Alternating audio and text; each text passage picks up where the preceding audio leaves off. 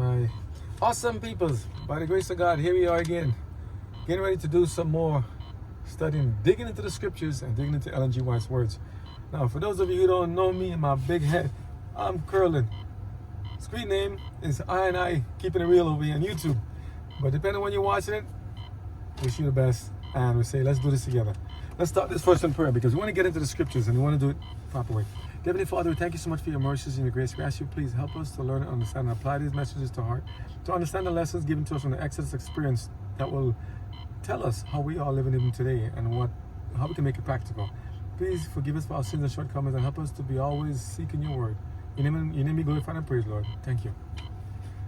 I want to say thank you guys for keeping up with us. I know it's a lot of religious stuff you've seen this. Like, isn't this stuff about lawn care and stuff and cars and shirts and t-shirts and games and stuff? Yeah, it's about that too. We have a lot of things here. You never know what you're going to get. But if anything, at least what you do know you're going to get. You're going to get the truth. You're going to get honesty. You're going to get kindness, love, compassion. You're going to get diligence and altruism. Big word. altruism. Care for the benefit and health and welfare of others. God care about you. I know you care about us too. So we just want to keep the love going, you know. The reason why I want to say these things, because just wrapping up truck driving class, as I said in the other video, if you may have kept on with it, and it's just that we learned a lot of stuff from truck driving, including a lot of safety things we take for granted, a lot of things people sometimes can communicate and miscommunicate, like in turns. For instance, yesterday, I'm at an intersection where I'm waiting for some people to cross over. I'm gonna make a right turn in the right lane. I'm waiting there, and I didn't know in Florida that I knew you wait for people to cross okay, but it's like if they press the button to cross over and they're all the way on the other side, and they say maybe like it's wide, maybe like 50, 100 feet, I have to wait for them to walk all the way from the other side, even passing the little divide on the road, the island, to come across, to go all the way across. Until they come out of the crosswalk, I cannot proceed. That is very interesting. I didn't know that. You know, usually from New York, we just, hey, the light change, this on the walk, they're not here. I'm cutting across, I'm gone already with a car, right? And I'm like, wow. I mean, they're right next to me and they crossed over that way. I'm like, okay, I wait for them to cross. Once they get past halfway, I can see clearance. They're not in my way anymore. I turn. I mean, pedestrians get the right of way, but you actually have to wait now when I'm heard for them to get across and go complete across the other side. And if it's different from maybe that, when you do testing versus when you do like real world, it's interesting. So if they're coming towards me, I have to wait. They own the space. But if I have to go back, they own the space. And I said, so interesting. It's so interesting when we don't know what we don't know until we get informed what we should know, how different it affects us, how we have to kind of readjust and implement it into our lives. So how does that relate to what we're going to read about in Patriarchs and Prophets, talking about the Exodus experience? There are many things we think we know already, we may be familiar with. For many of you who drive, many of you, who say you live in a metro area, or at least even if you want an extra roadway, you know that there's some rules and regulations we have to follow. There are some rules and regulations, even though we do some things to pass the test, we never knew that there are extra ones that we didn't know about. And I'm like, if somebody said, well, that crosswalking thing is there, and to some degree how it is in car and trucks is different than what I understood it. But it's like the Exodus experience, EXODUS experience in the Old Testament of the Bible tells us a lot of things about what the people thought they knew about the patriarchs, about their history, their lineage, from being descendants of Jacob and Joseph, and from Adam and Eve, to how they became enslaved in Egypt when they were just there to sojourn and to help and at the request or at the reception of the Pharaoh that was there before. When Joseph was there, and he was given the title Zephaniah. But new Pharaoh came up and took over and did not like the children of Israel, the Hebrews, as he called them, because they saw that first they didn't like shepherds. That was a menial job. It's like, and then to see that these people are there and it's multiplying so much in number. Why? Because they were so blessed and favored by God. When you do good things for God, He blesses you. At the same token, just because you may be going through some hard things, something may happen, like me getting another rock to the windshield yesterday, I don't know for what reason, or another rock here and then a rock and broke a windshield last time too, cost a lot of money, doesn't mean that you're not favored by God. Sometimes God permits good to happen to good people, and sometimes good to happen to bad people, sometimes bad to happen to good people, and sometimes bad to happen to good people. I said that right? Something like that. In other words, we get what we get. Chance and things happen to us all, as God says, in Solomon, and Proverbs. We get things happen to us, but just because something, you may be going through some bad spells in your life, you say you got bad juju, bro, get some bad mojo going on, it doesn't mean that God is punishing you, that you're wicked and bad. Okay, You know, I know the phrase we say, there's no righteous, there's no rest for the wicked. And I said, man, because that's why I'm become so wicked, so I'm getting everything bad happen to me. Broken this, cracked this, including my poor fingernail. You see, I can look at it and be like it's busted, but it's actually coming back. Because look, it's actually being healed. This one's right here, and before it was all black. You saw the videos, but you notice slowly, it's slowly coming up and replacing the other one. So I'm saying, when bad things happen, doesn't mean that it's like God hates us? No. When bad things happen, it doesn't mean that God is trying to save us and help us and to bring things to our knowledge and to our understanding, to let other people know that, hey, we don't have control of everything. Though we may love and want only thing good to happen in our lives, bad can happen to our lives too. So why we assume everything has to be perfect? Everything has to work just exactly the way we hope and wish it could be, the way we expect it to be. In this life, God says you shall have persecution. Okay? No one's going to live in this life here and be a Christian and follow of God by His mercies and be unscathed. The devil's going to target us, okay? So be not surprised that a fiery dart's coming at you as well, including me. My case was a fiery rock. Pow! Hit the windshield. I'm like, man, since I've been here, I got a lot of rocks in the windshield. Huh? I got to go check it out again in the safe flight and see if they can help me, see if they can plug it before it gets worse. And again, you see some calamity happen, I can look at them like, it's going to cost. It's not fair. I didn't do anything wrong. I was just falling there and a pickup truck merged onto the lane and changed and rock flew and hit. You get it from the trucks and the dumpsters too, in dump trucks. But we have to do a lot of things we have to fix.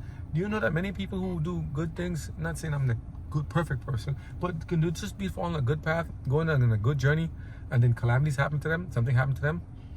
Is it their fault? Was it my fault because I'm just driving? Wasn't the fault of the pickup truck? Hey, you don't know that something flew. He or she don't know that what flew behind them. That's just life. You just be driving, and we know when you drive, you can expect anything to happen. So Tesla, if you're listening to this message, please give us the shatterproof windshield, but make it so that in case we get trapped in water, something's bad, we can actually break out from the inside and go back out and get out if we need to. You don't want to get trapped in the car.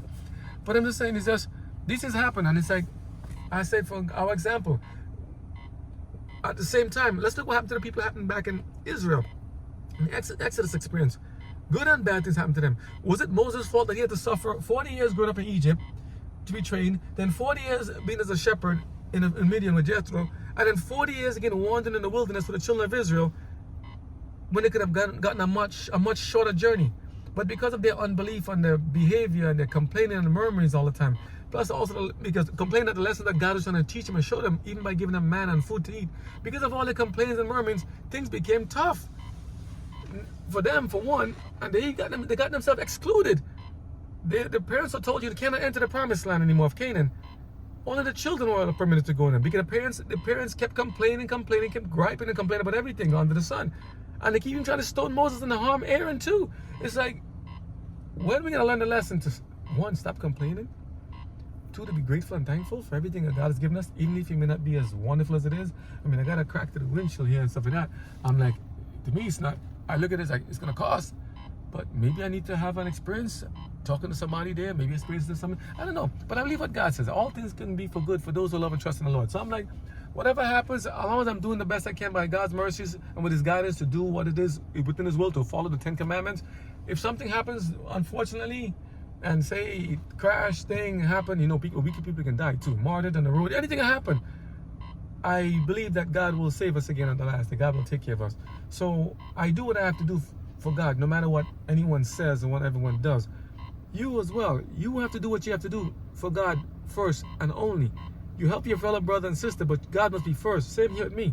So whenever we read together, it's for us together, not just preaching to you or you preaching to me, but to hear what God is saying and to apply it to our lives.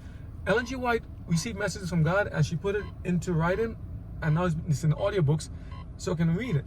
Now, what we're going to do, I was going to continue the Exodus story in the chapter in the Bible, in the Old Testament, in the King James Bible, but a lot of it talks about the tabernacle service, and it's going to go on in detail, and it might bore a lot of people. They're like, candlesticks and the cups, it's like, it's too much. It's just a lot of detail. There are a lot of details in there that she mentions as well, but she has a way of kind of bringing the stories together, bringing the Old Testament and the stories of the descriptions given there with what was actually happening and what it means to us in practical living and what it means to our soul salvation, how we can make it applicable. So I say all this to say that we're all living life together. I'm having the same events happening to most of you as, you know what I mean? This is life. We're living life. So we're going to go on a little trip. I like the road trips. Road trips kind of relaxing. I love to see the greens and the trees and the house and stuff, and just to see space and stuff. And I think a lot of people do too, just to see it. So we're going to hear the audiobooks in the background in my poor cracked beaten up phone. You'll hear the audiobooks on this app here. I'm going to put the code in, hidden. Okay, I'm going to put the audiobooks here. I'm showing the part. So, audiobooks here. We're going to go to each. So, look at this part. We're going to go to E.G. White's writings, right? This is the app on the Apple phone. Going to go to the writings here. Going to click on this part. No, I don't want to get in that part. I have to close this part. Okay. Going to go to the audiobooks, right? And we're going to go to English. I want English. We're going to find Patriarchs and Prophets. This one. Remember we said, this is the book right now. You see the book? Or at least, what was left the book? It's all in pieces here. But the message must go on. I'm not giving up on this book. So, I'm going to try to do this. We're going to go start with a part about Moses from here. Moses, right? Chapter 23 in Patriarchs and Prophets. Now, if you have the actual book, hardcover or softcover here, the Exodus, let's go to Moses part. I think this part goes from back here, the Passover, the plagues, Egypt. Remember we said to show you. So this part here, I would like to read along with you guys, but because of driving, I can't keep my hands on the wheel. Gotta keep my hands on the wheel, so I can't do that. And we'll try to zoom in and out from the passages as much as possible, but it's best to get the apps. Apple Store, the Apple Store, or for the Google Play Store, E.G. White Writings 1 and 2. So from Joseph and his brothers, we're going to go right back to the one that says Moses, time of Moses. And we're going to hear, because we did the one before recording of parts 1 to 10. Now we're going to hear the parts of Patriarchs and Prophets version of Moses on and on. Okay? People of Egypt, let's see. Moses. Oh, that's how to talk. Nice tune to start, right? So it's going to be like a nice story time tune. And she goes into it. So I'm going to be hushing. So I'm going to stop talking so you can hear the story. So we're just going to drive and see. You're going to hear the audio in the back from Mazda's beautiful Bose system, B-O-S-E. So wonderful. And you hear all of it there, okay? And you're going to go to Moses, into the plagues of Egypt. You're going to see also here about the Exodus and so on, and go into the Red Sea. And if you notice what's going to happen, it doesn't stop, actually. This is actually the beginning of a journey. Right back into, by them choosing the first king of Saul in First Samuel, and then into David and so on. So pretty much we're going to try to go through the whole Bible in different periods of time. Not necessarily all today in one setting, but as time goes on, we're going to continue this journey, Exodus, all the way into the New Testament again eventually. Because there's a lot of stuff here and it's beautiful. And if she has information here, we're going to go to the books. Let's get it done. We saw some stuff about the last day events. We saw some stuff about what's happening, Desire of Ages and other books there. Let's hear the rest of the story. Let's see what God is revealing Ellen G. White. What she does nicely also, you see if you notice here, when you go to her writings, she talks about the passages and tells you from what's happened. So this chapter, Moses, is based on the chapter of Exodus, chapter 1, verses 1 to 4, and chapter 3. Chapter 1, verse 2, 1, and 2 chapters 4, 31. And then she goes later on to say like the plagues, which is going to be from chapters. She gives the chapters as follows. Chapters like 5 of Exodus, right? Verse 1 to chapter 10, verse 29. So she goes. So I believe the audio app also tells you where they're reading from. So we're going to use our imagination and listen to the audio versions of what's happening in the story. Story time with Ellen G. White, I should call it. Story time from Ellen G. White and Patriarchs and Prophets. So I'm putting this book back. Turn off the heated seats because it's a little chilly here. It was way warm enough time. And right now it's beautiful sunny Florida, 58 degrees, and the Mazda dashboard, 58 degrees outside. We're warming our hearts. We're ready to go. So we're going to give God praise and go there. We have an hour and 23 minutes. Ready to go? All right, let's hook it up. By the grace of God, let's see. Let me get my code in there. I didn't have to do it. See, special. And pray for us. We love you guys, and we're doing this because we want to get God's message out.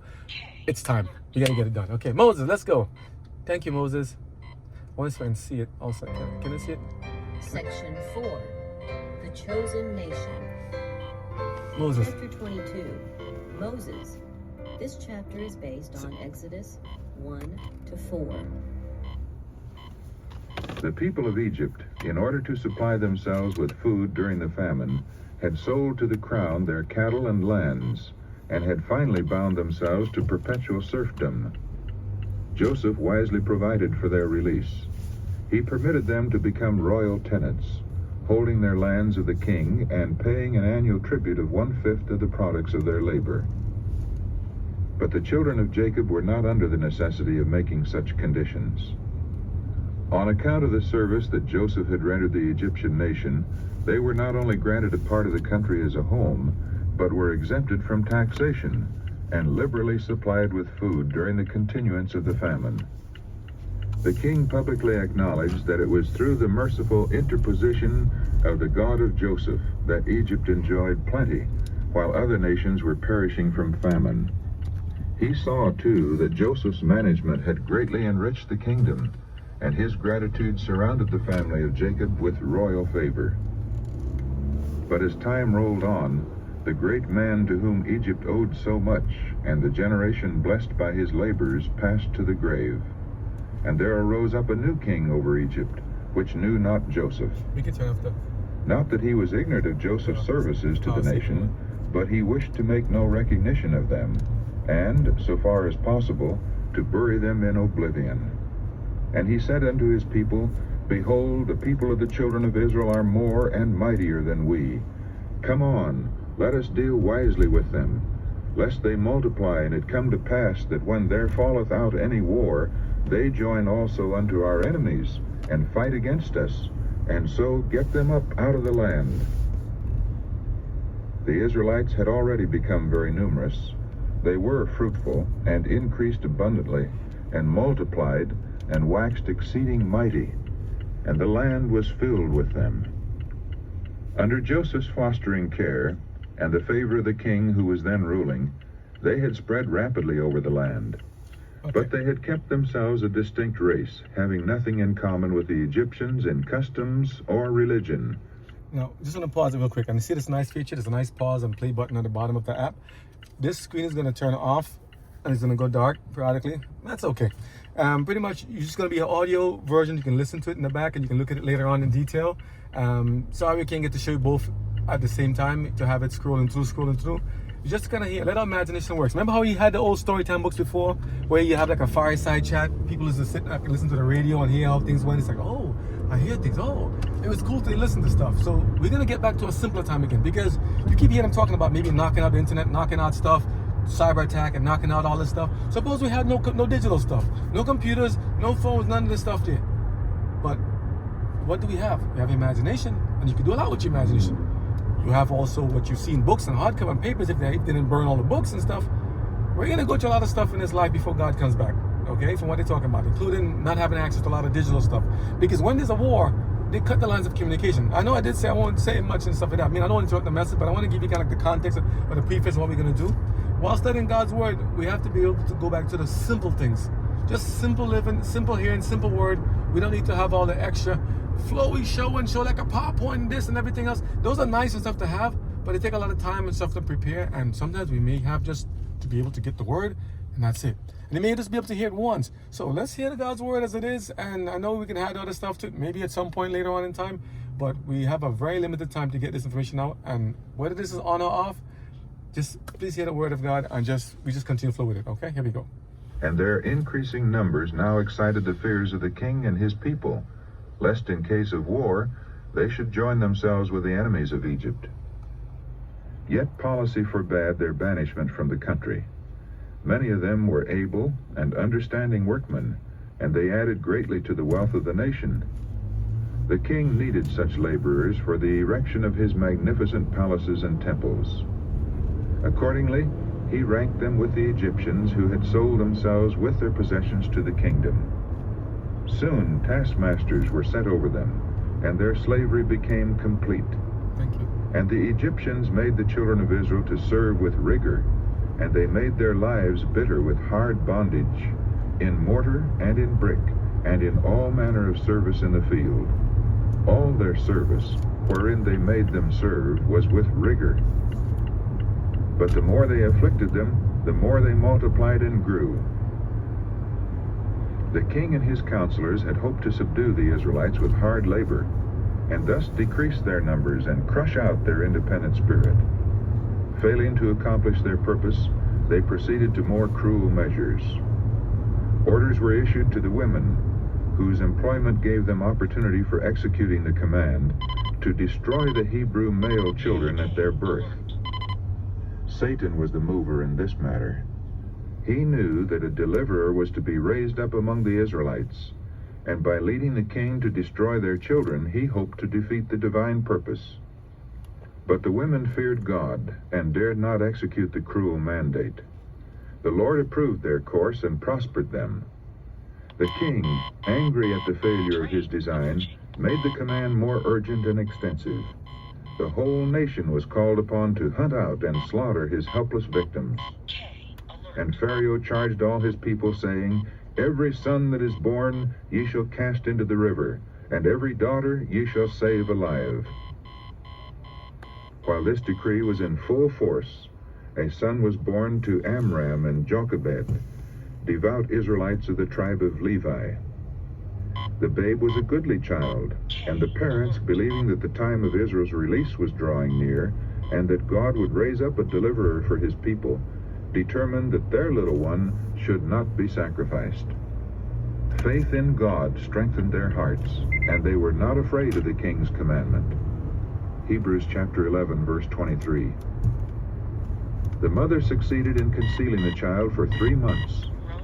Then, finding that she could no longer keep him safely, she prepared a little ark of rushes, making it watertight by means of slime and pitch, and laying the babe therein, she placed it among the flags at the river's brink. She dared not remain to guard it, lest the child's life and her own should be forfeited. But his sister Miriam lingered near, apparently indifferent, but anxiously watching to see what would become of her little brother. And there were other watchers. The mother's earnest prayers had committed her child to the care of God, and angels, unseen, hovered above his lowly resting place. Angels directed Pharaoh's daughter thither. Her curiosity was excited by the little basket, and as she looked upon the beautiful child within, she read the story at a glance. The tears of the babe awakened her compassion, and her sympathies went out to the unknown mother who had resorted to this means to preserve the life of her precious little one. She determined that he should be saved. She would adopt him as her own. Miriam had been secretly noting every movement. Perceiving that the child was tenderly regarded, she ventured nearer, and at last said, "Shall I go and call to thee a nurse of the Hebrew women, that she may nurse the child for thee?" And permission was given. The sister hastened to her mother with the happy news, and without delay returned with her to the presence of Pharaoh's daughter. "Take this child away and nurse it for me, and I will give thee thy wages," said the princess. God had heard the mother's prayers. Her faith had been rewarded. It was with deep gratitude that she entered upon her now safe and happy task. She faithfully improved her opportunity to educate her child for God. She felt confident that he had been preserved for some great work, and she knew that he must soon be given up to his royal mother, to be surrounded with influences that would tend to lead him away from God. All this rendered her more diligent and careful in his instruction than in that of her other children. She endeavored to imbue his mind with the fear of God and the love of truth and justice, and earnestly prayed that he might be preserved from every corrupting influence. She showed him the folly and sin of idolatry, and early taught him to bow down and pray to the living God, who alone could hear him and help him in every emergency. She kept the boy as long as she could, but was obliged to give him up when he was about 12 years old. From his humble cabin home, he was taken to the royal palace, to the daughter of Pharaoh, and he became her son. Yet, even here, he did not lose the impressions received in childhood. The lessons learned at his mother's side could not be forgotten. They were a shield from the pride, the infidelity, and the vice that flourished amid the splendor of the court. How far-reaching in its results was the influence of that one Hebrew woman, and she, an exile and a slave. The whole future life of Moses, the great mission which he fulfilled as a leader of Israel, testifies to the importance of the work of the Christian mother. There is no other work that can equal this. To a very great extent, the mother holds in her own hands the destiny of her children. She is dealing with developing minds and characters, working not alone for time, but for eternity. She is sowing seed that will spring up and bear fruit, either for good or for evil. She has not to paint a form of beauty upon canvas, or to chisel it from marble, but to impress upon a human soul the image of the divine. Especially during their early years, the responsibility rests upon her of forming the character of her children. The impressions now made upon their developing minds will remain with them all through life. parents should direct the instruction and training of their children while very young, to the end that they may be Christians. They are placed in our care to be trained, not as heirs to the throne of an earthly empire, but as kings unto God, to reign through unending ages. Let every mother feel that her moments are priceless. Her work will be tested in the solemn day of accounts. Then it will be found that many of the failures and crimes of men and women have resulted from the ignorance and neglect of those whose duty it was to guide their childish feet in the right way. Then it will be found that many who have blessed the world with the light of genius and truth and holiness owe the principles that were the mainspring of their influence and success to a praying Christian mother. At the court of Pharaoh, Moses received the highest civil and military training. The monarch had determined to make his adopted grandson his successor on the throne, and the youth was educated for his high station. And Moses was learned in all the wisdom of the Egyptians, and was mighty in words and in deeds. Acts chapter 7, verse 22. His ability as a military leader made him a favorite with the armies of Egypt, and he was generally regarded as a remarkable character. Satan had been defeated in his purpose. The very decree condemning the Hebrew children to death had been overruled by God for the training and education of the future leader of his people. The elders of Israel were taught by angels that the time for their deliverance was near, and that Moses was the man whom God would employ to accomplish this work. Angels instructed Moses also that Jehovah had chosen him to break the bondage of his people. He, supposing that they were to obtain their freedom by force of arms, expected to lead the Hebrew host against the armies of Egypt, and having this in view, he guarded his affections, lest in his attachment to his foster mother or to Pharaoh he would not be free to do the will of God. By the laws of Egypt, all who occupied the throne of the Pharaohs must become members of the priestly caste, and Moses, as the heir apparent, was to be initiated into the mysteries of the national religion. This duty was committed to the priests, but while he was an ardent and untiring student, he could not be induced to participate in the worship of the gods. He was threatened with the loss of the crown, and warned that he would be disowned by the princes should he persist in his adherence to the Hebrew faith. But he was unshaken in his determination to render homage to none save the one God, the maker of heaven and earth. He reasoned with priests and worshippers, showing the folly of their superstitious veneration of senseless objects.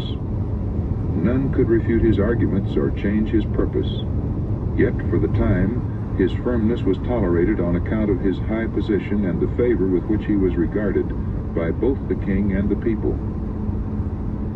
By faith, Moses, when he was come to years, refused to be called the son of Pharaoh's daughter, choosing rather to suffer affliction with the people of God than to enjoy the pleasures of sin for a season, esteeming the reproach of Christ greater riches than the treasures in Egypt, for he had respect unto the recompense of the reward.